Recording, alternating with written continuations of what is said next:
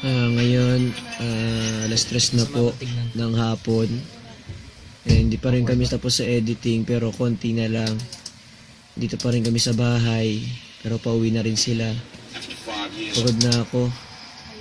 Ito sila. Hi. Wala ba yung masasabi?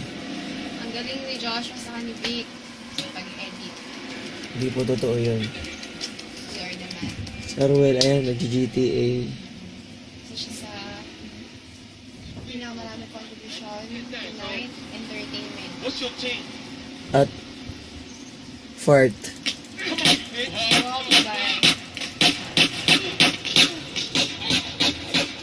Hatid ko lang sila mamaya. Tapos, tulog na rin ako ulit. Yes, makakatulog ka sa Natok pa ako. Yun lang, salamat.